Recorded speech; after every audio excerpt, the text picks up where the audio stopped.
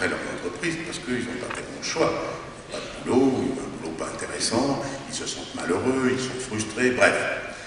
Donc je crois que contrairement aux pays anglo-saxons en particulier, on a toujours un peu plus envie d'entreprendre, mais c'est toujours aussi difficile dans ce pays. C'est à la fois beaucoup plus simple et beaucoup plus compliqué.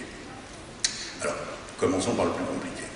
Les entreprises qui existent aujourd'hui sont souvent porteuses d'un projet innovant, récent, qui utilise des méthodes, des techniques, des produits qui sont des produits qui n'existaient pas il y a encore 10-15 ans.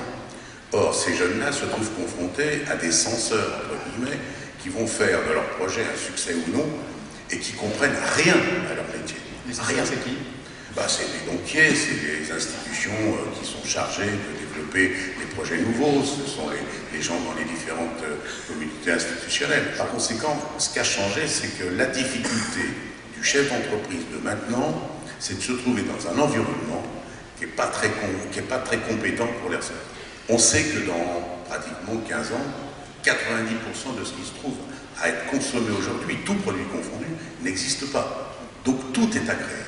À partir de là, c'est évidemment un Eldorado, c'est vraiment le moment idéal. Les cartes se redistribuent à des vitesses incroyables, les flux financiers sont considérables, ils sont difficiles à avoir, on a difficilement accès à eux dans la toute première phase, mais à peine ça démarre, à peine l'entreprise devient, allez, disons, un pronostic de succès, et là vraiment... Et l'accélération est plus rapide, le temps a changé. Voilà, pour les gens qui ont la fibre, pour les gens qui ont le courage, pour ceux qui ne vont pas se dégonfler, entre guillemets, pour être un peu vulgaire, c'est une période formidable. Mais, attention, les tempêtes, il y a des branches qui tombent.